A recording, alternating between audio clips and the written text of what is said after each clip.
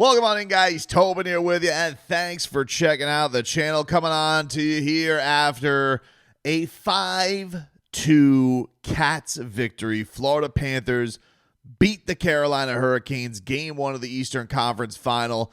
They take a 1-0 series lead on, honestly, what was just an absolute beatdown yet again, coming off of their Game 7 6-1 win in Toronto. They get now to Raleigh, North Carolina right away. They get right back into this series, and it was a throttling. It was a throttling there tonight in Raleigh, in their barn. A great effort tonight by your Cats, and it was interesting because it felt very much like Carolina was going to bring the physicality to the Cats, and it ended up costing them because there was it was very chippy back and forth, and some calls that were either way. Like they got a Bennett penalty, which ends up getting them on the power play, and then after that kill, Anton Lundell gives a little shove ski to Sebastian Aho, and then Aho gets caught for the roughing because he puts him in a headlock. He's got to be more slick about it, and the dum-dum got caught. Carter Verhaeghe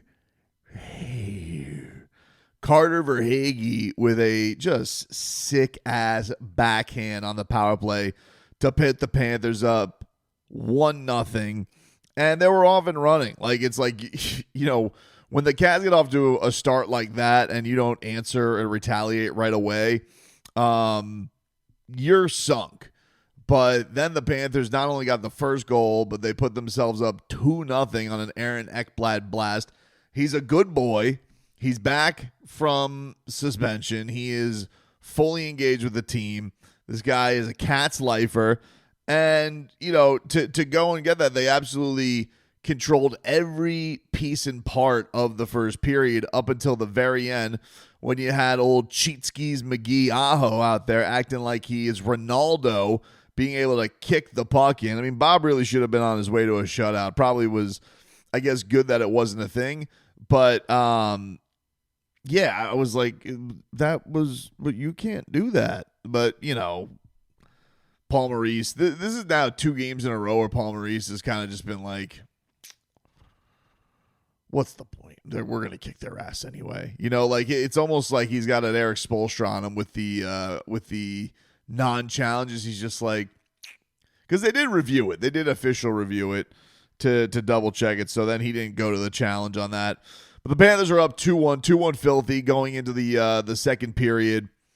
And you got a couple of good looks from Benny early on in the second, but then Nico Mikkola, I mean, I usually say this man is a polar bear on skates. This dude, it was breathtaking with what he was able to do to set up the goal to AJ Greer, who, again, finds the back of the net for the Panthers to put him up 3-1. The depth on this team, I mean, dude, everybody is a threat to get on the score sheet with the Florida Panthers. They make the switch up, and they bring in AJ Greer, and they go Jonah Gadjevich to bring some thumpers in, and that would prove wise, not only just because they've been lighting the lamp, but this is a game that got chippy. People got in their feelings, and I think one of the things that was really, really annoying about this game was the Panthers had very much controlled this game. Sergei Bobrovksy loses his stick, which is a Bob thing. He will lose his stick from time to time. But he comes up with this stickless, incredible save. And you're just like, geez, dude, what an absolute breathtaking piece of art that he's able to do that. So he has this just incredible play. Couple power plays go by for each side. Panthers kill was looking right. But then Bob gets taken out by Andrei Svechnikov, who just completely blows by him. Dirty hip check right on Bob's head. Bob is flailing into the back. And he's back up. He kills the penalty. Then there's like somebody, maybe Kulikov was part of it, but there's like a flying kick right into Sergei Bobrovsky. Boys are losing their crap. Bob is getting upset with the official. He's like, hey, man, what the hell is going on here? What are we doing? But, you know, you're not going to shake this guy. And I don't really understand. You know, I heard some of the intermission reports, especially from Sportsnet, where they're like, they're getting in his head. I can see that he's bothered. And I just don't know how you could cover Sergei Bobrovsky for this many years and think you're going to rattle that man. You're not going to do it. It's not possible.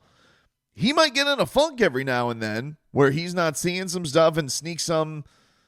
But if you think you're going to rattle the guy with physicality, you're not. He is, and I can't stress this enough, a goalie samurai Russian assassin monster between the pipes. This guy trains his, this guy trains his mind like as much as he does his body. His everybody talked about his preparation, his routines, but like I remember like speaking to Bob about like, hey, do you do anything for like relaxation as far as like what TV shows you like? And he's like, I like these smart movies. I was just like, all right, man. You know, Bob, you don't have to always have an answer that just makes us all feel like mere mortals. Like, now, this was before he was a dad, so I'm sure Sergei Bobrovsky's on the couch. He's got to be watching like some kind of cartoons. There has to be something that but I remember a 30-ish Sergei Bobrovsky at the time telling me that he watched the smart movies. I'm just like, because he doesn't want to waste any time. And I just think it's hilarious that these Neanderthals think that you can come out there, resort to thuggery around Bob, and think you're going to like rattle it. You're not. The guy, I mean, how many times, guys, do we see Sergei Bobrovsky, no stick, flailing all over the place, doing gymnastics between the pipes? And to think that a little Shovsky is going to bother him, no. He told the ref, hey, that's cheating. You've already blown a goal today.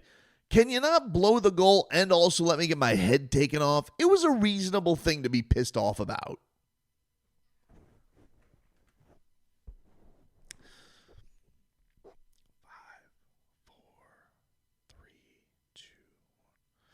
So I'm like watching Sportsnet and they're like, they're getting to him. I'm like, I think you're sorely mistaken on that. And I think if anything, that's going to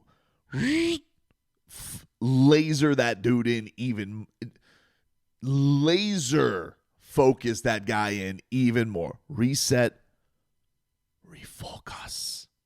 That's what Sergei Bobrovsky's going to do. So I just found all that comment. That was on the Sportsnet intermission report, not the TNT intermission report, but I just found all of that stuff absolutely hilarious.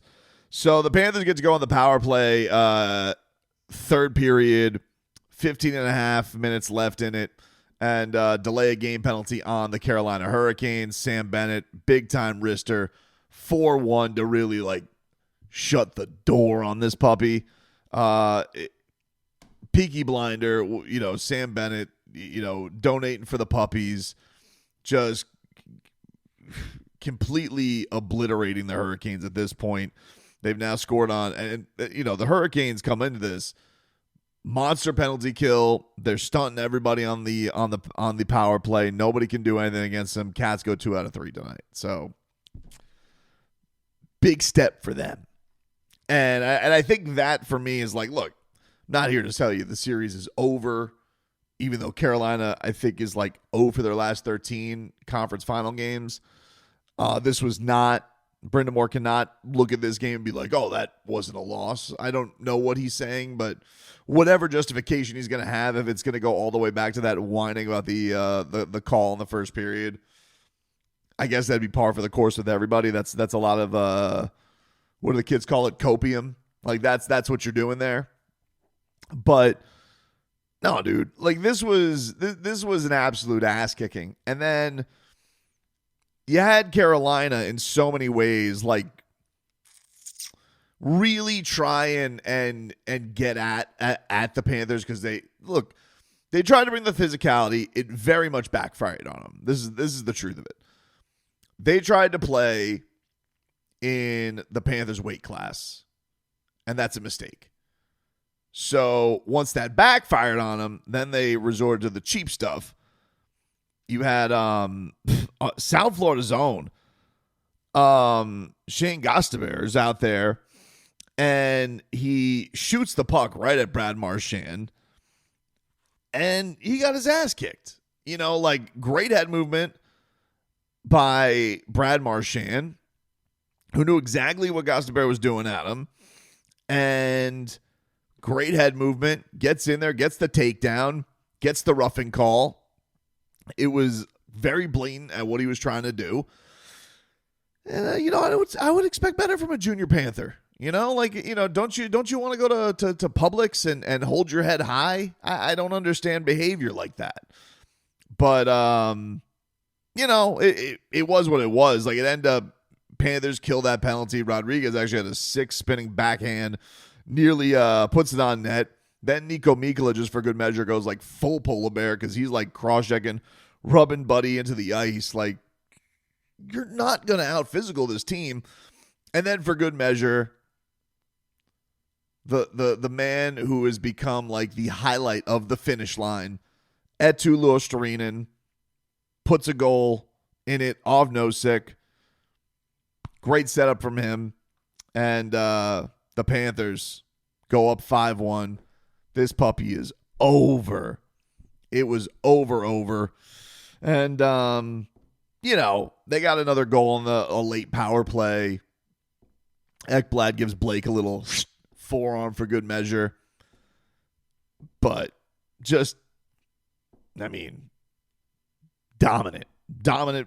game from the Panthers. From the standpoint of, and to be honest, I think there's actually a lot of things the Panthers could clean up. But Frederik Andersen today, letting up 5 on 20 shots. Wasn't even a ton of traffic from the Panthers. They made them count.